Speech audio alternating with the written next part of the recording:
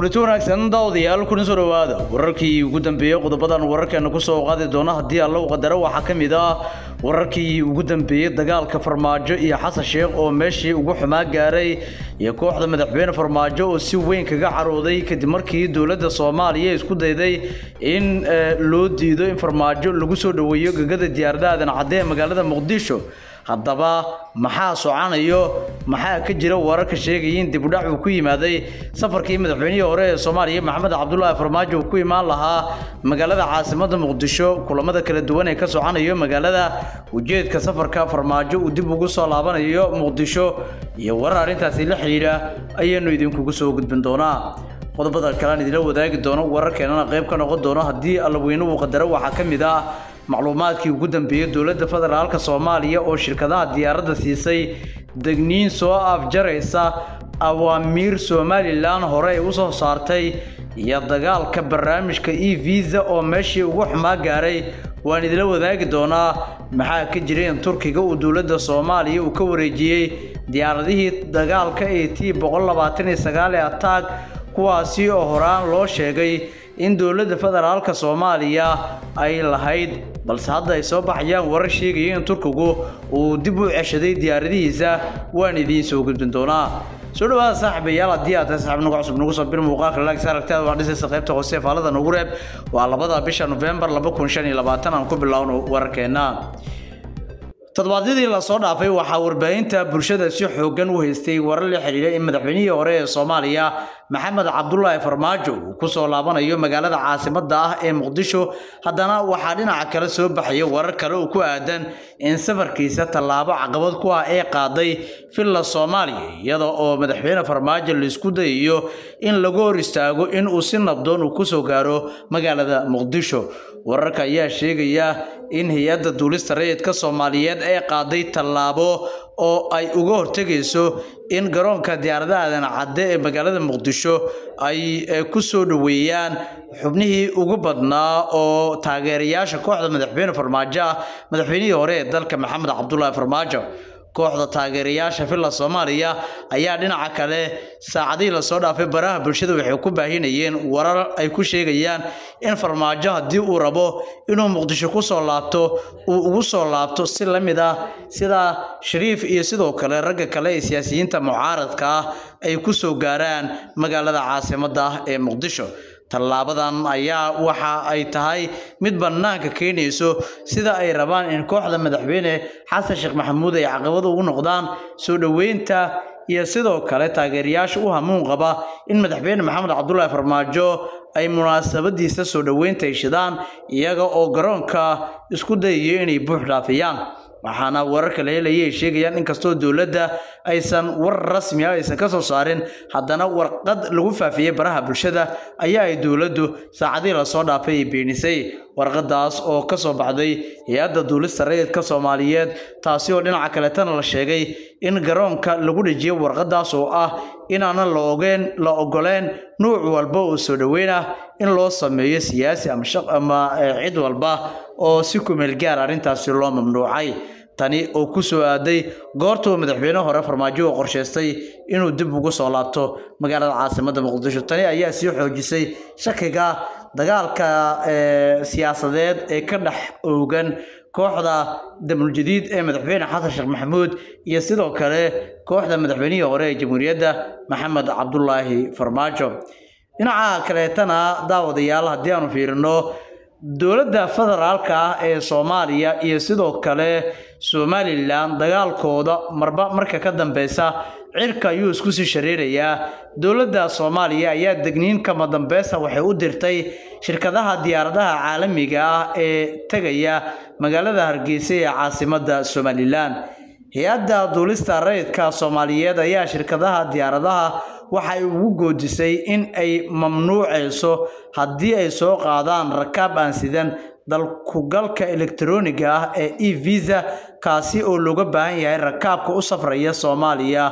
oo idil oo ay Somaliland ku jirto haddaba hay'adda ayaa waxa ay shaaca ka qaaday in ay ogaatay in dhawaan rakaab ay falay Dubai u soo qaaday Hargeysa aanay helin fiisaha online-ka ah ee dawladda Soomaaliya ka hor inta aanay u safrin garoomada Somaliland. Arrintan ayay sheegtay inay tahay mid aan waafaqsaneyn shuruucda duulista iyo socdaalka ee Soomaaliya, isla markaasina ay si badheedh ah ama si bareer ah ay wax ugu dhimayso ilaalinta xuduudaha iyo sidoo kale habraaca amniga qaranka ee dalka.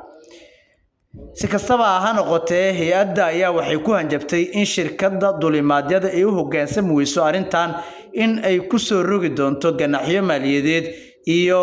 in la joojiyo duulimaadyadooda gudaha Soomaaliya.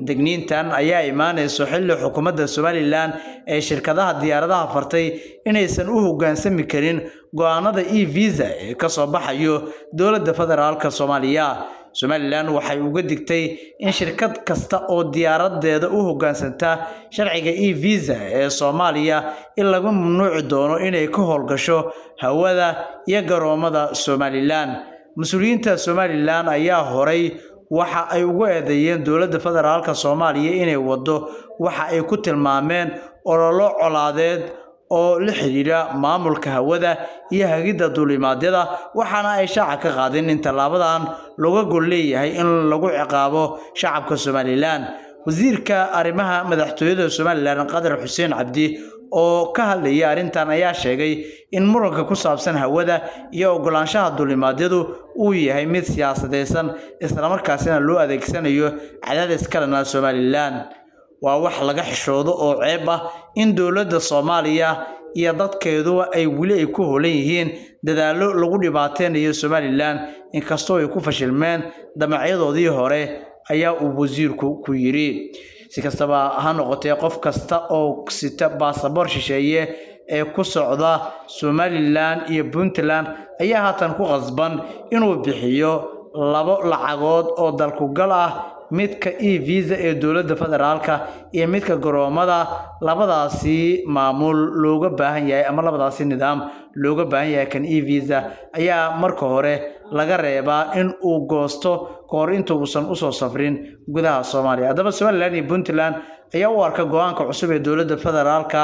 mid looga leexsanayo lacago ay hore u qaadi jireen nidaamyadan, inkastoo tani ay sii kordhinayso culayska dhaqaale ee dadka Soomaaliyeed gaar ahaan kuwa qurbaha ku nool. Arrinta warbixintaasi ku aadan saaxiib hoos ayaad noogu reebi kartaa. Warbixinada ugu dambeeya ee wararkeena noo soo qabanaya maxaa ka jiray in Turkiga uu dowladda federaalku ka wareejiyay diyaaradaha T-129 attack. Dowladda waddanka Turkiga ayaa markii ugu horeysay ka hadashay diyaaradaha dagaalka ee T-129 attack oo lagu arkay Muqdisho kadib markii ay soo baxeen warar sheegaya in lagu wareejiyo ciidamada xoogga dalka Soomaaliya.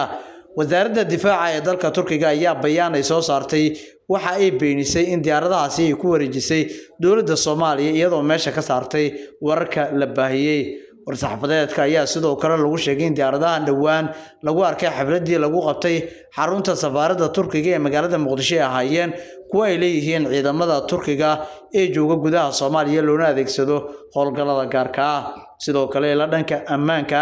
ayaa shaaca ka qaaday in diyaaradahan oo ah kuwa casri ah loo adeegsan doono ciidamada Turkiga ee howlgallada fulinaya, balse aanay ka mid ahayn hantida ciidanka qalabka sida ee Soomaaliya. Sidoo kale waxay intaasi ay ku sii dareen in diyaaradahan la arkay ee T-129 attack iyo gaadiid dhawaan laga keenay ay leedahay xerada Turkisom ee lagu tababaro ciidamada xoogga dalka Soomaaliya. Turkiga ayaa hore qalab military u siiyay dowladda Soomaaliya oo ay ku jiraan diyaarado yaryar oo nooca dagaalka iyo gaadiid casri ah. Waxaa sidoo kale uu toos uga qayb qaataa howlgallada xoreynta ee ka socda dalka, kuwaas oo lagu beegsanayo maleeshiyada kooxda Al-Shabaab. Taageerada joogtada ee Turkiga ayaa ka dhigan saaxiibka koowaad ee Soomaaliya, waxaana uu xoogga saaraa dhanka militariga iyo dhismaha ciidamada xoogga dalka Soomaaliya. Laakiin in Turkiga uu arrintan u shaaciyo ayaa dhabarjab weyn waxay ku tahay qorshaha dowladda Soomaaliya iyo sheegashada in T-129 attack ay leeyihiin militariga Soomaaliya. Maxaa ku biirinaysa arrintaas nagu dhibnaa gariir.